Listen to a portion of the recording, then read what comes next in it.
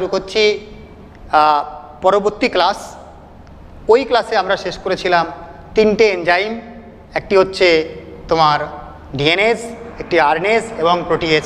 তাদের কাজ আমরা জেনে নিয়েছি। এবারে এক্সপেরিমেন্টের জন্য অ্যাভরি, ম্যাকলয়েড এবং ম্যাকার্টি কি করেছিলেন সেটা এবার দেখো, তোমরা দেখে নাও। এখানেও এক্সপেরিমেন্ট শুরু হচ্ছে।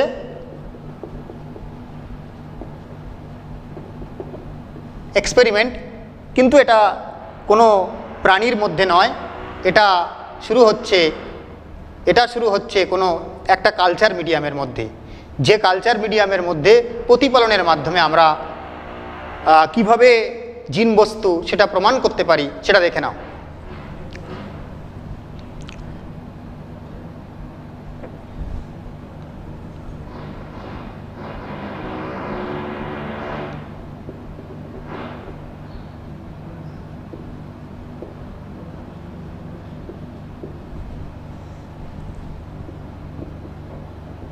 আগের এক্সপেরিমেন্টে আমাদের ছিল S3 তাপে মৃত যদি পুষ্টি দ্রবণে পালন করা যায়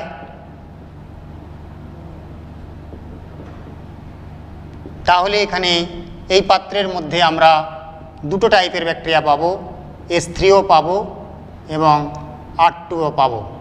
S3ও পাবো এবং R2ও পাবো। এটা পালন করা যায় যদি, এটা পালন মাধ্যম, এটা হচ্ছে পালন মাধ্যম বলতে পারো। এর মাধ্যমে যদি পালন করা যায় তাহলে আমরা S3ও পাবো এবং R2ও পাবো।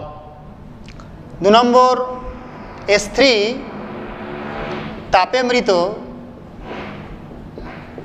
এর সাথে যদি আমরা R2 মিশিয়ে এবং প্রোটিয়েজ নামক একটা উৎসেচক দিই তাহলে কি হবে, S3 মৃত নির্যাসের মধ্যে প্রোটিন দ্রবীভূত হবে, প্রোটিন নষ্ট হয়ে যাবে। পালন মাধ্যমে আমরা কি ফল পাবো দেখে নাও। পালন মাধ্যমে আমরা কি পেতে পারি? পালন মাধ্যমে আমরা S3 পাবো এবং R2ও পাবো। তাহলে সিদ্ধান্তে আসা যেতে পারে প্রোটিন রূপান্তরে অংশ নেয় না, কারণ এর মধ্যে প্রোটিন নেই তবুও রূপান্তর হচ্ছে, তাই আমরা বলবো প্রোটিন রূপান্তরে অংশ নেয় না। তাই আমরা এখানে সিদ্ধান্তে এলাম। কি সিদ্ধান্তে এলাম? প্রোটিন রূপান্তরে অংশ গ্রহণ করে না। প্রোটিন রূপান্তরে অংশগ্রহণ করে না। নেক্সট এক্সপেরিমেন্ট দেখে নাও ভালো করে। S3 তাপে মৃত প্লাস R2, এখানে আমরা আরেকটা এনজাইম দিচ্ছি আরএনএস এনজাইম। পালন মাধ্যমে যদি পালন করা যায় সেক্ষেত্রেও আমরা S3 এবং R2 উভয়ে পাচ্ছি। তাহলে এখান থেকে আমরা সিদ্ধান্ত একই রকম করে, যখন আরএনএস দেওয়া হয়েছে তাপে মৃত S3 দ্রবণের মধ্যে সমস্ত আরএনএ ধ্বংস হয়েছে এবং ধ্বংস হওয়ার পরেও R2 এসে কনভার্ট হয়েছে, S3তে পরিণত হয়েছে, তাহলে আমরা এখান থেকে সিদ্ধান্তে আসতে পারি যে আরএনএ রূপান্তরে অংশ নেয় না, আরএনএ রূপান্তরে অংশ গ্রহণ করে না। তারপরে আমরা আরও একটা এনজাইম নিয়ে পরীক্ষা করব। দেখে নাও, ইম্পর্টেন্ট এটা। তাপে মৃত প্লাস R2 এর মধ্যে যদি আমরা ডিএনএস দিই তখন কিন্তু রূপান্তর ঘটেনি, অর্থাৎ শুধুমাত্র R2 প্রেজেন্ট, নট S3। তাহলে S3 0, তাহলে ডিএনএ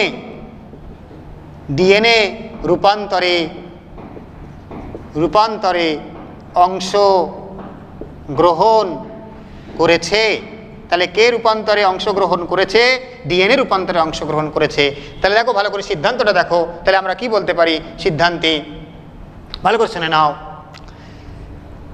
ডিএনএ তাপে মৃত S3 ডিএনএ, ভালো করে শোনো মন দিয়ে।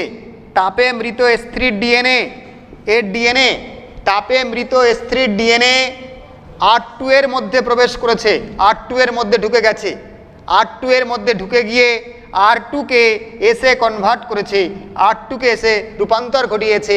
তাই এখানে কিন্তু যেহেতু ডিএনএ নষ্ট হয়ে গেছে এর মধ্যে, তাই কোনো ডিএনএ এর মধ্যে আর নেই, তাই R2 এসে কনভার্ট হতে পারেনি। তাই আমরা বলবো, নিশ্চিতভাবে বলা যায় ডিএনএ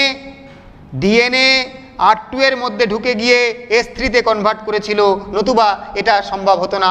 এই ফলাফল ভালো করে দেখে নাও। তাহলে আমাদের জানতে হবে, তাপে মৃত S3 নির্যাসের মধ্যে যখন ডিএনএ দেওয়া হচ্ছে তখন এর মধ্যে ডিএনএ শূন্য বলে এখানে কিন্তু S3 শূন্য হয়েছে।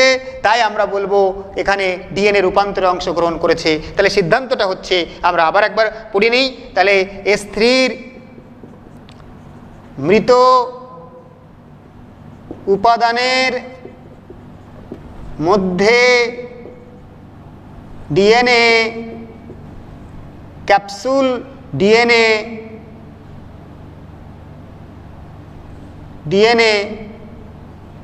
R2 এর মধ্যে প্রবেশ করে R2 কে S3-তে পরিণত করেছে, R2 কে S3-তে পরিণত করেছে। আরে একটু বলা, S3-র ক্যাপসুল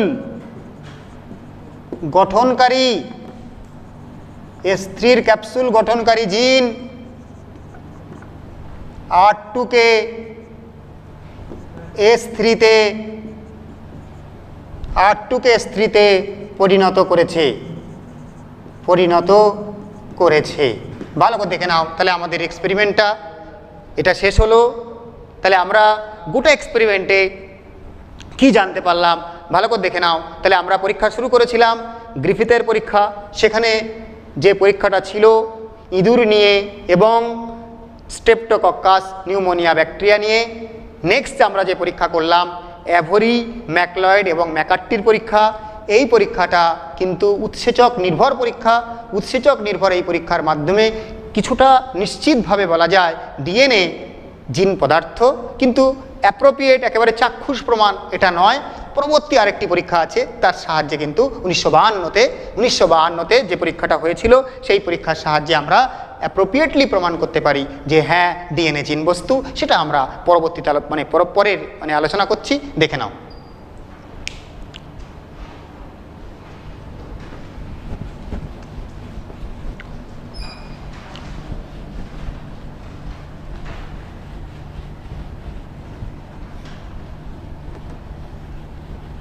তাহলে আমরা এবারে শুরু করছি নতুন একটি পরীক্ষা।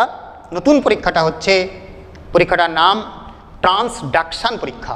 ভালো করে মন দিয়ে শোনো, পরীক্ষাটার নাম হচ্ছে ট্রান্সডাকশন এক্সপেরিমেন্ট। এটা আবিষ্কার করেছিলেন দুজন বিজ্ঞানী, হার্শি ও চেস। আমি লিখছি ট্রান্সডাকশন এক্সপেরিমেন্ট। তাহলে ডিএনএ জিন বস্তু, তার প্রমাণ চলছে, এখনও শেষ হয়নি। ডিএনএ জিন বস্তু, এটা প্রমাণ চলছে। এই প্রমাণের মধ্যে আমরা দ্বিতীয় আরেকটা এক্সপেরিমেন্ট করছি, এক্সপেরিমেন্ট বলে লিখছি এক্সপেরিমেন্ট 2। আমরা এক্সপেরিমেন্ট 1 করেছি আগে, সেখানে কিছুটা ওয়াকিবহল হয়েছি যে ডিএনএ জিন বস্তু হতে পারে। এরপরে আমরা আরও একটা এক্সপেরিমেন্ট করব। এই এক্সপেরিমেন্টটা হচ্ছে, নাম এক্সপেরিমেন্টের দেখে নাও, নাম কি? ট্রান্সডাকশন। এক্সপেরিমেন্টের নাম ভালো করে দেখে নাও, ট্রান্সডাকশন। আবিষ্কার করেছিল কে? আবিষ্কার করেছিলেন হার্শি ও চেজ। এটা আবিষ্কার করেছিল এবং এটা 1952-তে এনারা কিন্তু নোবেল পেয়েছিলেন এই পরীক্ষাটা করার জন্য। পরীক্ষাটার জন্য যে উপকরণ সম্পর্কে আমাদের একটু জানতে হবে। উপকরণ হচ্ছে, এবং কিছু নীতি এখান থেকে জানতে হবে।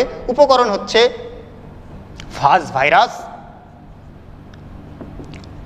ভাইরাস নিয়েছিলেন 1 নম্বর, আর একটা পোষক সেল, হোস্ট সেল, যেটাকে ফাজ ভাইরাস একটা ব্যাকটেরিয়ার মধ্যে জীবনযাপন করে, সেই ব্যাকটেরিয়া নিয়েছিলেন, তার নাম হচ্ছে ইকোলি, এই উপকরণ। আর উনি একটা কালচার মিডিয়াম বানিয়েছিলেন। কালচার মিডিয়ামের মধ্যে তেজস্ক্রিয়, ভালো করে শুনে নাও, তেজস্ক্রিয় পদার্থ দুটো ব্যবহার করেছিলেন। তেজস্ক্রিয় পদার্থের মধ্যে একটা হচ্ছে P32 আর S35। ভালো করে দেখে নাও, P32 আর S35। P মানে ফসফরাস, এটার সাধারণ আইসোটোপ নয়, এটা ফসফরাসের তেজস্ক্রিয় আইসোটোপ। আর সালফার এটা স্বাভাবিক আইসোটোপ নয়, এটা হচ্ছে S35, এটা সালফারের তেজস্ক্রিয় আইসোটোপ। এই দুটো আইসোটোপ উনি ব্যবহার করেছিলেন। দেখে নাও কিভাবে এই পরীক্ষাটা পরিচালিত হয়েছিল। আগে আমাদের ভাইরাসের গঠন সম্পর্কে একটু জানতে হবে, ফাজ ভাইরাস সম্পর্কে জানতে হবে, না হলে বিষয়টা বোঝা যাবে না। ফাজ ভাইরাস যেটাকে আমরা সংক্ষেপে টিটু ফাজও বলি, টিটু ফাজও এর বলা হয়, টিটু ফাজ। ভালো করে দেখে নাও। তাহলে ফাজ ভাইরাস এর গঠন সম্পর্কে আমাদের একটু জানতে হবে। ফাজ ভাইরাসের যে গঠন হয়, সেই গঠনের উপাদানের মধ্যে দুটো উপাদান দেখা যায় যে কোনো ভাইরাসের মধ্যে, মোটামুটি আমরা তাই ধরে নিই। একটা দেখা যায় প্রোটিন আর ডিএনএ। ভালো করে দেখে নাও, ফাজ ভাইরাসের গঠনের মধ্যে দুটো উপাদান আছে। দেখো আমি একটু ছোট করে ছবি দেখাচ্ছি ফাজ ভাইরাসের। এখানে এই ষড়ভুজ আকৃতির হেক্সাগোনাল একটা মস্তক আছে, মস্তকের এখানে একটা গ্রীবা আছে, তারপরে একটা পুচ্ছ আছে, তারপরে একটা প্রান্তফলক আছে, প্রান্তফলকের নিচে স্পাইকগুলো আছে, এরকম স্পাইক আছে, এরকম একটা গঠন হয়, একটা ফাজ ভাইরাসের গঠন, আর ভেতরে এরকম ডিএনএ। তাহলে কোনটা কি আমাদের জানতে হবে। এটা হচ্ছে ডিএনএ আর এটা হচ্ছে তোমার প্রোটিন। ভালো করে লক্ষ্য করো। তাহলে ফাজ ভাইরাসের ডিএনএ কোথায়? ফাজ ভাইরাসের ডিএনএটা কোথায় আছে? ফাজ ভাইরাসের ডিএনএ ক্যাপসিডের ভিতরে। আর প্রোটিনটা কোথায় আছে? প্রোটিনটা গোটা কভার, প্রোটিনটা হচ্ছে বাইরের খোলক। তাহলে খোলক কি দিয়ে গঠিত? ভাইরাসের খোলক গঠিত হয় প্রোটিন দিয়ে, আর ভাইরাসের জিনোমিক বস্তু সেটা কিন্তু ভিতরে অবস্থান করে। হেক্সাগোনাল যে মস্তক আছে, সেই মস্তকের মধ্যে অবস্থান করে ডিএনএটা, দ্বিতন্ত্রী ডিএনএ, অর্থাৎ এটাকে আমরা ডিএসডিএনএও বলতে পারো। এটা কিন্তু ডিএসডিএনএ, ভালো করে মনে রাখো। এরপরে আমরা ফাজ ভাইরাসের গঠন জানলাম। ফাজ ভাইরাস কিভাবে জনন করে, তার কি রিপ্রোডাকশন করে, সেটা আমাদের একটু জানতে হবে সংক্ষেপে। রিপ্রোডাকশন দেখে নাও একটু। রিপ্রোডাকশন এটা না জানলে আমরা পরীক্ষাটা চালু করতে পারবো না। দেখে নাও, আগের পড়া 11-এ ছিল, এটা একটু আমরা দেখছি। যখন একটা পোষক কোষ, নর্মালি ফাজ কে কলিফাজও বলা হয়, ইকোলির দেহে বসবাস করছে। তাহলে এটা একটা ইকোলি, এই ইকোলির উপরে ফাজ বসছে, এই তার গ্রীবা, এই তার পুচ্ছ, এই তার প্রান্তফলক, এই তার ডিএনএ। যখন সে জনন করবে তার ভিতরে যে জেনেটিক ম্যাটেরিয়ালসটা আছে ইনজেকশন করবে। It is the injection the DNA into the bacteria, into the E. coli cell। ভাইরাসের দেখো জিনোমিক বস্তুটা ইকোলির মধ্যে দিয়ে দিয়েছে।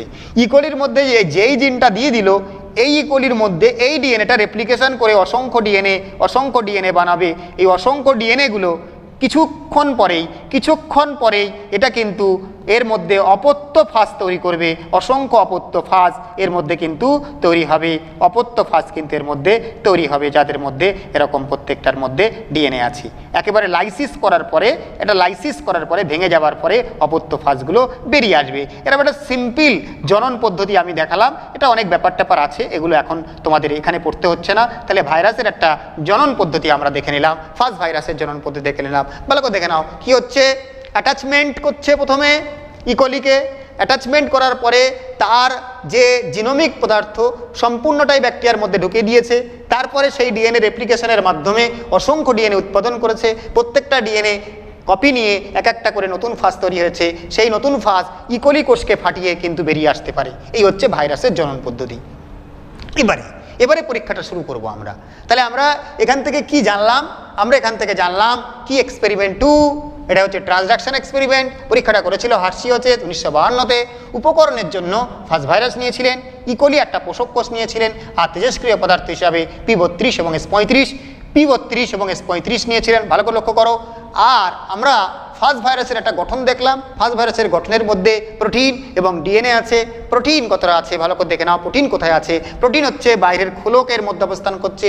ডিএনএ ভাইরাসের একেবারে গভীরে অবস্থান করছে, এটাকে ডিএসডিএনএও বলা হয়, দ্বিতন্ত্রী ডিএনএ বলা হয়। আর আমরা ভাইরাসের মুড অফ রিপ্রোডাকশনটা একটু জানলাম। ভাইরাসের মুড অফ রিপ্রোডাকশনটা কেমন হয়? ভাইরাসের মুড অফ রিপ্রোডাকশনের সময় দেখা যায় ফাজ ভাইরাসটি ব্যাকটেরিয়ার দেহে অ্যাটাচমেন্ট করে। অ্যাটাচমেন্ট করার পরে তার ডিএনএ খণ্ড অংশগুলো, তার ডিএনএর উপাদান পুরোটাই ভেতরে ঢুকিয়ে দেয়। ঢুকিয়ে দেওয়ার পরে প্রত্যেকটা ডিএনএ অবিকল আরেকটা রেপ্লিকেশনের মাধ্যমে আরেকটা ডিএনএ করে। এইভাবে অপত্য ডিএনএ বারবার তৈরি হয়। তারপরে অপত্য ডিএনএগুলো থেকে ট্রান্সক্রিপশন এবং ট্রান্সলেশনের মাধ্যমে ওই কোষের মধ্যে অসংখ্য ফাজ ভাইরাস তৈরি হয়। সেই ফাজ ভাইরাসগুলো ব্যাকটেরিয়াকে লাইসিসের মাধ্যমে ভেঙে দিয়ে বাইরে বেরিয়ে আসে। এইভাবে ভাইরাসের জনন পদ্ধতি সম্পন্ন হয়। আমরা এবারে পরীক্ষার বিষয়ে চলে আসছি। পরীক্ষা দেখো কিভাবে করা হয়েছিল এবং পরীক্ষা কিভাবে হয় দেখে নাও।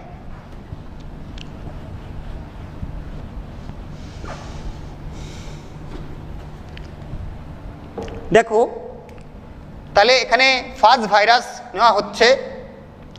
আগে হার্শিচেস ফাজ ভাইরাস প্রস্তুত করে নিলেন নতুন করে পালন মাধ্যমে ফাজ ভাইরাস তৈরি করলেন। নতুন করে ফাজ ভাইরাস যে তৈরি করলেন, কিভাবে তৈরি করলেন ভালো করে দেখে নাও। কালচার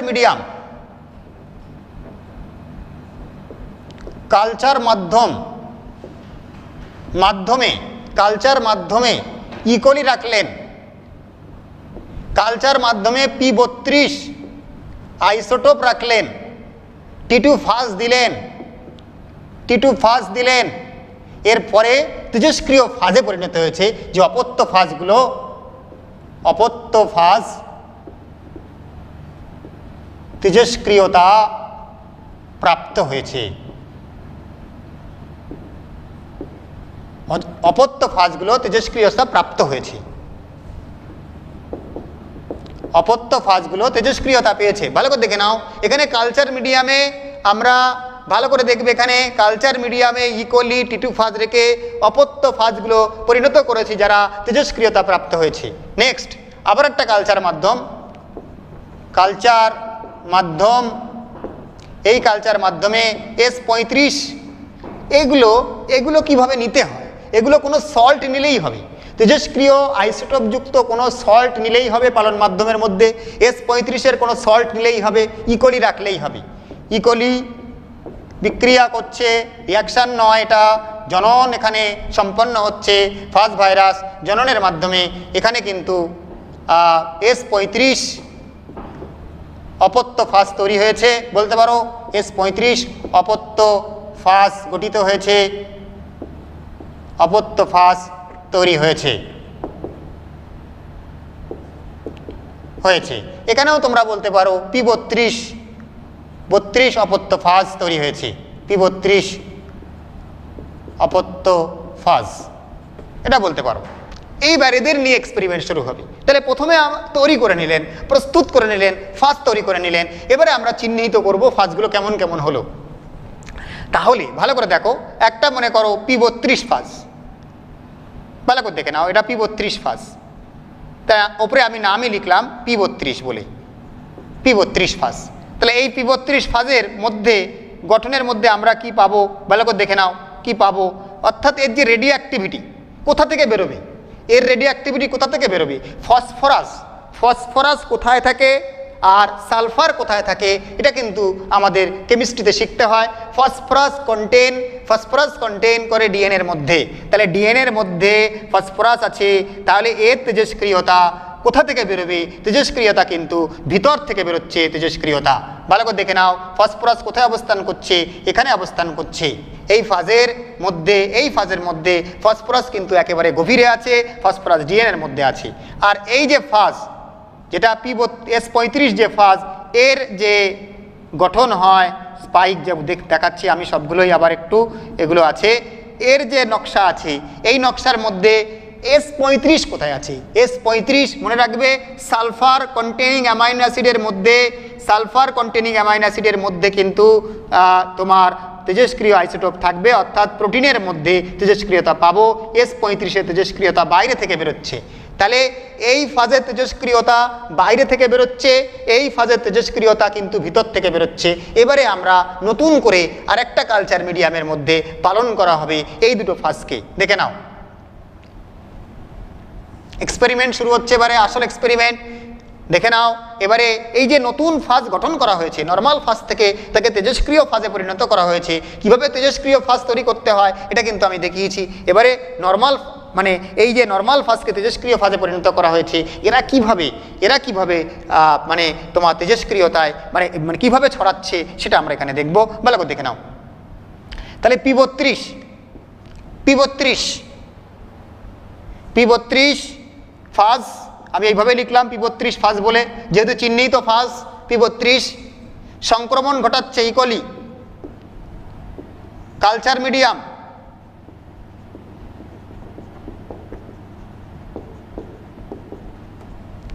সংক্রমণের পর দেখা গেল যে সংক্রমিত ইকোলি এর ভিতর থেকে রেডিও অ্যাক্টিভিটি দেখা যাচ্ছে। তাহলে সংক্রমিত ইকোলির মধ্যে রেডিও অ্যাক্টিভিটি দেখা যাচ্ছে। সংক্রমিত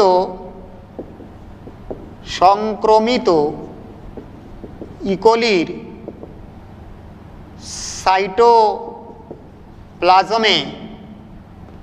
প্লাজমে তেজস্ক্রিয়তা ধরা পড়ে।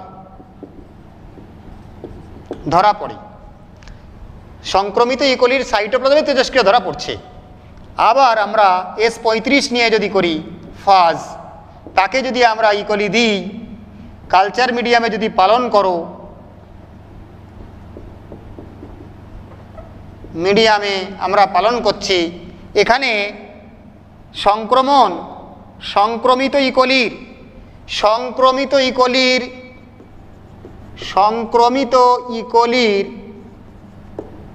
বাইরে তেজস্ক্রিয়তা পাওয়া যায়। সংক্রমিত ইকোলির বাইরে তেজস্ক্রিয়তা পাওয়া যায়। ভালো করে ফলটা দেখো, এখানে সংক্রমিত ইকোলির সাইটোপ্লাজমের মধ্যে তেজস্ক্রিয়তা ধরা পড়ে, আর এখানে সংক্রমিত ইকোলির বাইরে তেজস্ক্রিয়তা পাওয়া যায়। অর্থাৎ এখানে যে ভাইরাসের ডিএনএটা লোড হয়েছে, সেই ভাইরাসের ডিএনএর মধ্যে কোনো তেজস্ক্রিয়তা নেই। কেন?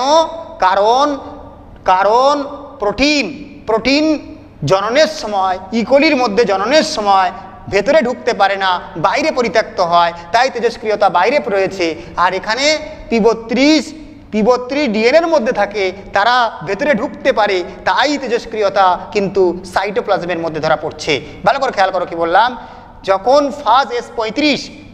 ফাজ S35 ইকোলিকে সংক্রমণ করছে, S35 ফাজের বাইরে কিন্তু তেজস্ক্রিয়তা থাকে, তারা বাইরে তেজস্ক্রিয়তা রেখে দিয়েছে, সেই জন্য ইকোলির বাইরে তেজস্ক্রিয়তা প্রাপ্ত হচ্ছে।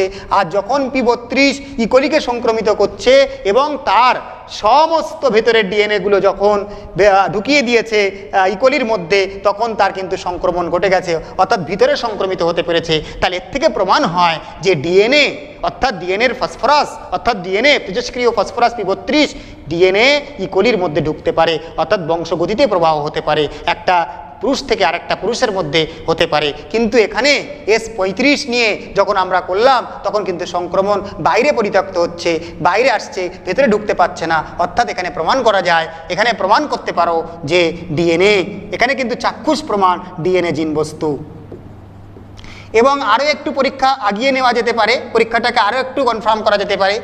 এই যে এখানে যে অপত্য ফাজগুলো আমরা পাবো, এই অপত্য ফাজগুলো যেখানে তৈরি হবে, এর মধ্যে যেগুলো রয়েছে ডিএনএ, তারা সব নকল করেছে, এর থেকে একটা ফাজ হবে, এর থেকে একটা ফাজ হবে, এর থেকে ফাজ হবে, এর থেকে ফাজ হবে। প্রত্যেকটা ফাজকে যদি সেন্ট্রিফিউগেশন করা যায়, তাহলে আমরা তেজস্ক্রিয়তা ডিএনএর মধ্যেই পাবো, অর্থাৎ অপত্য ফাজগুলোও কিন্তু তেজস্ক্রিয়তা প্রাপ্ত হয়েছে।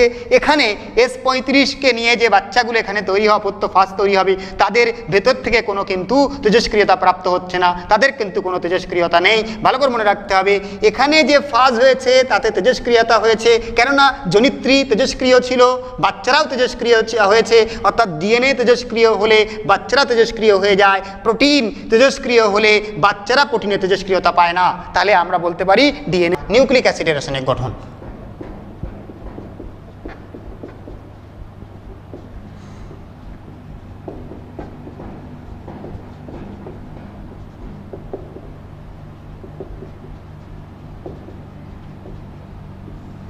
তাহলে আমরা প্রথমেই পড়েছিলাম যে নিউক্লিক অ্যাসিড কোনটা। নিউক্লিক অ্যাসিড হচ্ছে দুটো, একটা ডিএনএ একটা আরএনএ। এটা আমরা আগে বলেছি, ডিএনএ এবং আরএনএ, ডিএনএ এবং আরএনএ দুটো নিউক্লিক অ্যাসিড হয়, ডিঅক্সিরাইবো নিউক্লিক অ্যাসিড এবং রাইবো নিউক্লিক অ্যাসিড। প্রথমত আমরা ডিএনএ আলোচনা করব, ডিএনএ নিউক্লিক অ্যাসিড নিয়ে।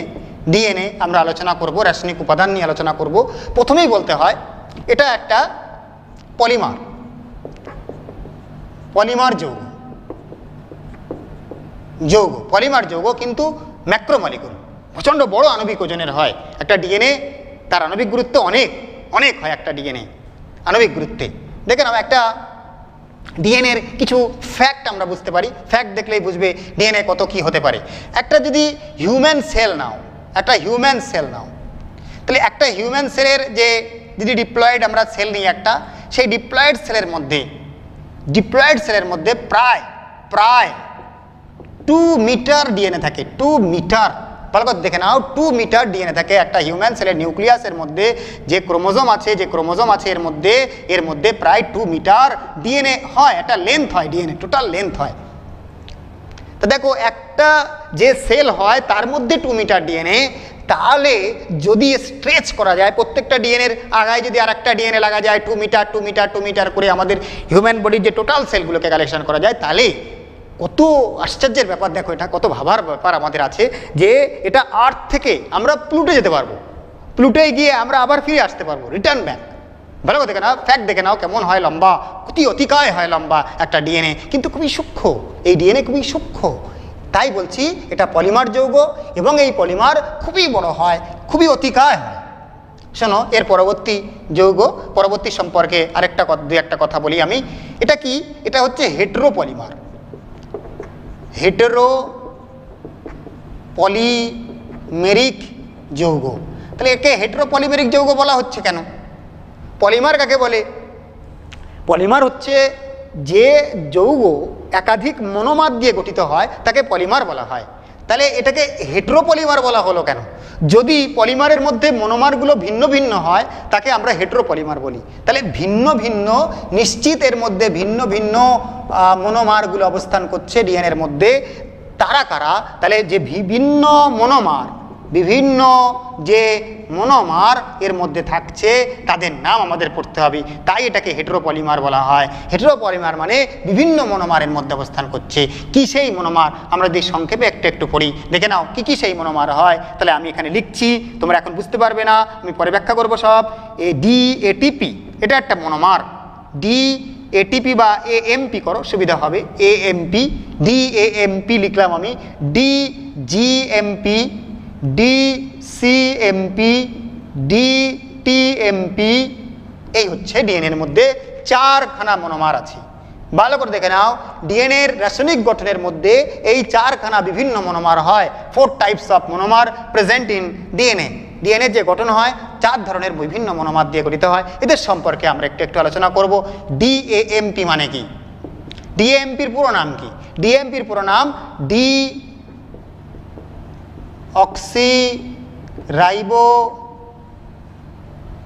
Ribo adenosine মোনোফসফেট। ভালো করে দেখে নাও, ডিঅক্সিরাইবো অ্যাডিনোসিন মোনোফসফেট, ডিঅক্সিরাইবো অ্যাডিনোসিন মোনোফসফেট। এই হচ্ছে তোমার একখানা মনোমার, একখানা মনোমারের নাম করলাম। তারপর দেখো DGMP, তাহলে কি হবে? একই রকম, ডিঅক্সিরাইবো গুয়ানোসিন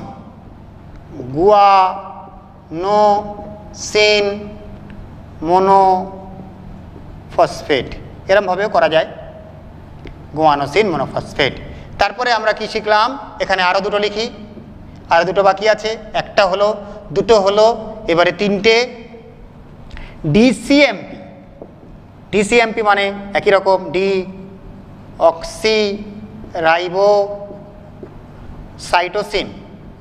সাইটোসিন মোনোফসফেট। আবার কি হতে পারে?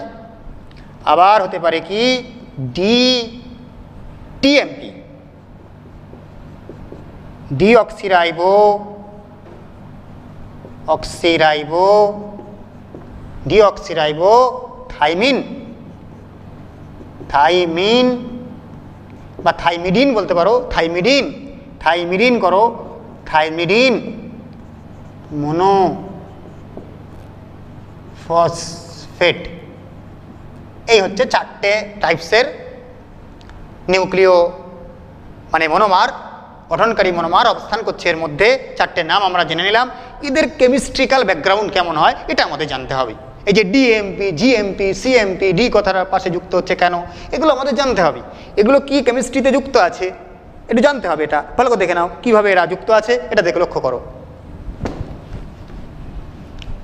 এটা মিরাকুলাস বায়োমলিকুলস পড়ছি আমরা, এটা মিরাকুলাস বায়োমলিকুলস।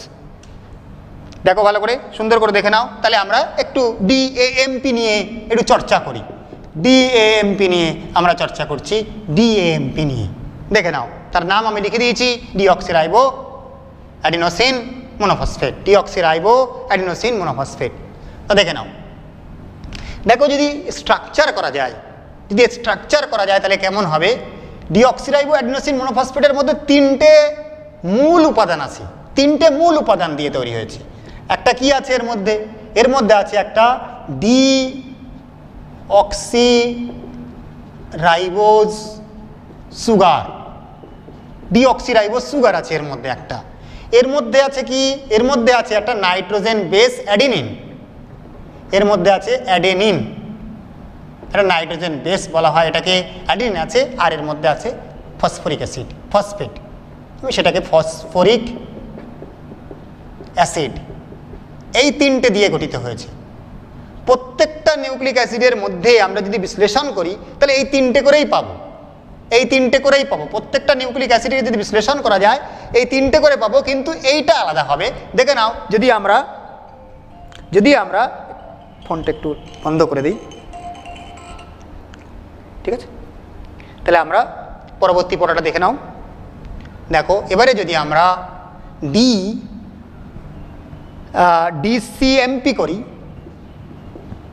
তাহলে এর মধ্যে আমরা কি পাবো বলো, তোমরা নিজেরাই বলতে পারবে, আমি বক্স করে দিচ্ছি, নিজেরাই পারবে এটা করতে। কি পাবো বলো, ডিঅক্সিরাইবোজ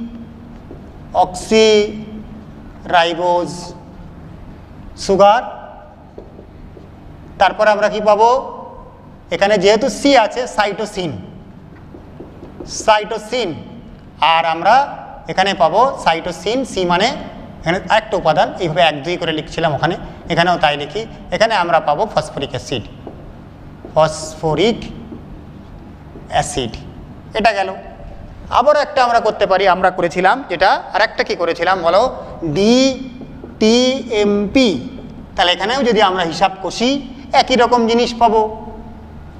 তাহলে ডিঅক্সিরাইবোজ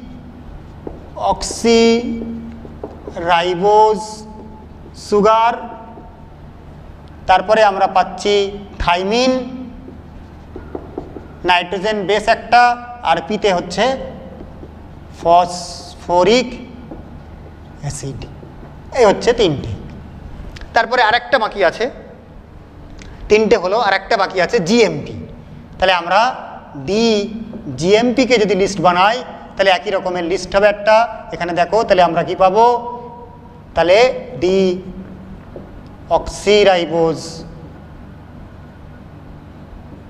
সুগার প্লাস হচ্ছে তোমার গুয়ানিন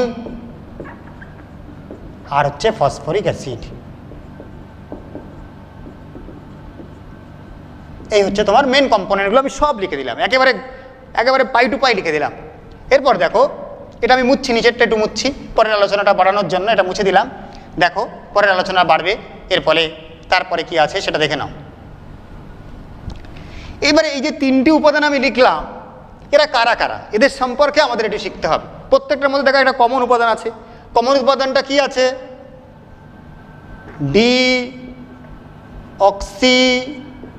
ডিঅক্সিরাইবোজ সুগার। প্রত্যেকের মধ্যে কমন উপাদান কি আছে, ডিঅক্সিরাইবোজ সুগার। তা ডিঅক্সিরাইবোজ সুগার কেমন হয়, তার স্ট্রাকচার কেমন হয়, আমি একটা রিং গঠন দেখাচ্ছি। দেখো ডিঅক্সিরাইবোজ সুগার, এখানে রাইবোজ মানে রাইবোজ শর্করাকে বলা হয় পেন্টোজ সুগার। রাইবোজ মানে পেন্টোজ সুগার, মনে রাখতে হবে রাইবোজ মানে পেন্টোজ সুগার, অর্থাৎ 5 কার্বনযুক্ত শর্করা। 5 কার্বনযুক্ত শর্করাকে আমরা পেন্টোজ সুগার বলি। ভালো করে দেখে নাও কেমন সে তার গঠন হয়। আমি একটু বড় করে করছি, এই অক্সিজেন দিলাম, এটা অক্সিজেন থেকে এরকম হাত বার করলাম, বন্ধন করলাম, এখানে আরেকটা বন্ধন করলাম, এই বন্ধন করলাম, এই বন্ধন করলাম। এখানে কার্বনের নম্বর দেওয়া যায়, এই কার্বনের নম্বরটাকে এটা 1 নম্বর কার্বন বলা হয়। এখানে আমি দাগ দিচ্ছি, এখানে দাগ দিচ্ছি, ফাংশনাল গ্রুপ যুক্ত হবে, এখানে দাগ দিলাম।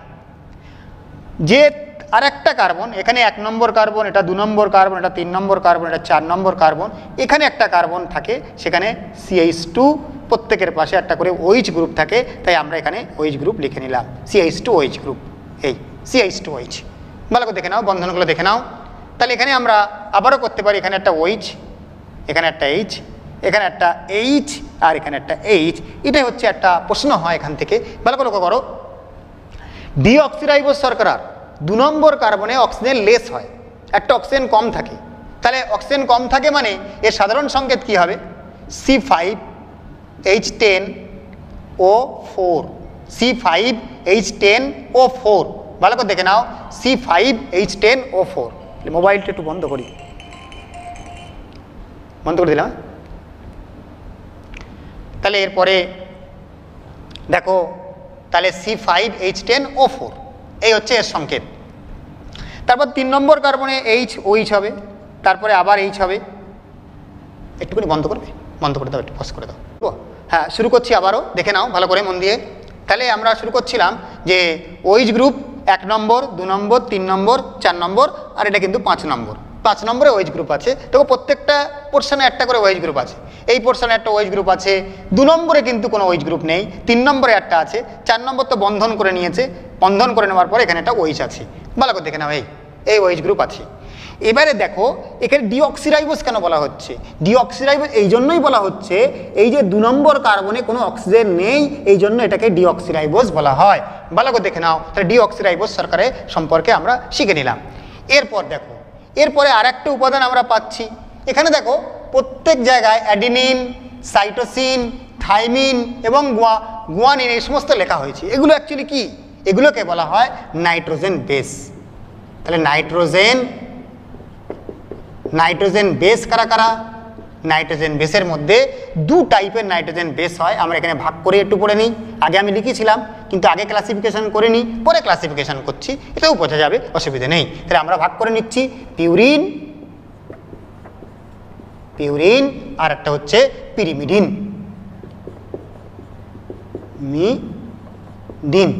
পিউরিনের মধ্যে যারা পড়ে তারা কারা কারা দেখো, ওখানে দেখলে বুঝতে পারবে। ওখানে হচ্ছে তোমার অ্যাডিনিন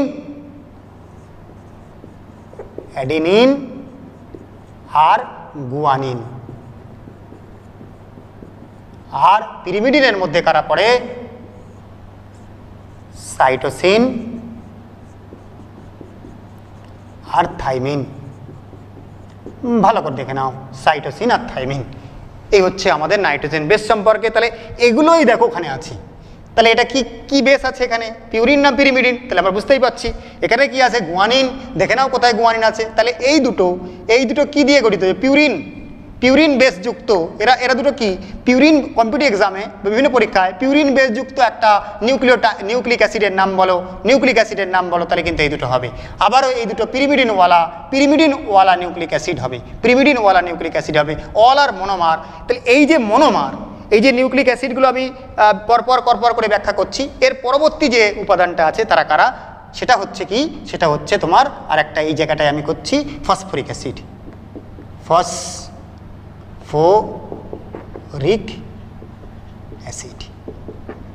ফসফরিক অ্যাসিড। তাহলে ফসফরিক অ্যাসিড কি? ফসফরিক অ্যাসিডের হচ্ছে এই পি, সেন্ট্রালে পি রয়েছে, এদিকে একটা OH গ্রুপ, এদিকে একটা OH গ্রুপ, এদিকে একটা OH গ্রুপ, আর এখানে ডবল বন্ড দিয়ে O। তাহলে এই হচ্ছে তোমার ফসফরিক অ্যাসিড। দেখো ট্রাইহাইড্রিক একটা অ্যালকোহল, এই ট্রাইহাইড্রিক অ্যাসিড কটা OH? 1, 2, 3টে OH গ্রুপ তার প্রেজেন্ট আছে, 3খানা OH গ্রুপ এর প্রেজেন্ট আছে।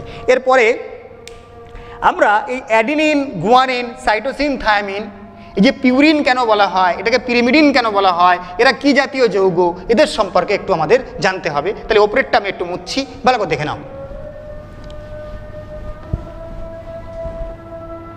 তাহলে আমরা কি শিখলাম? পিউরিন পিউরিন সম্পর্কে আমরা একটু পড়াশোনা করব। কমন পিউরিন কেমন হয়, পিউরিন যৌগটা কেমন হয়। দেখো পিউরিন হচ্ছে ডবল রিংওয়ালা হয়, এরম গঠন হয়, এরম গঠন হয়, এরম গঠন হয়, এরম গঠন হয়, পিউরিনের একটা রিং হয়।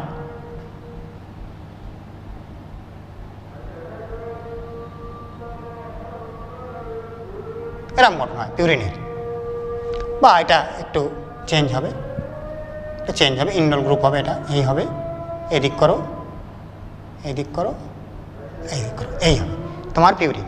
এখানে কতগুলো পজিশনে নাইট্রোজেন গ্রুপ থাকে, এখানে নাইট্রোজেন, এখানে একটা নাইট্রোজেন আছে, এখানে একটা নাইট্রোজেন আছে, এখানে একটা তোমার নাইট্রোজেন হবে, এখানে একটা নাইট্রোজেন হবে, এরকম করতে পারো। তাহলে 1, 3, 7, 9 পজিশনে নাইট্রোজেন আছে। এই হচ্ছে পিউরিন। ভালো করে দেখে নাও পিউরিনের কোন কোন পজিশনে নাইট্রোজেন আছে। 1, 3, 7, 9 এরকম একটা ডবল সাইক্লিক গঠন হয়, এরকম একটা ডবল সাইক্লিক গঠন পিউরিন পায়। আর পিরিমিডিনের গঠন যদি দেখো, পিরিমিডিনের গঠন যদি আমরা দেখি তাহলে কেমন হয়, পিরিমিডিন 1 সাইক্লিক, সিঙ্গেল সাইক্লিক। ভালো করে দেখে নাও পিরিমিডিনের সিঙ্গেল সাইক্লিক হয়।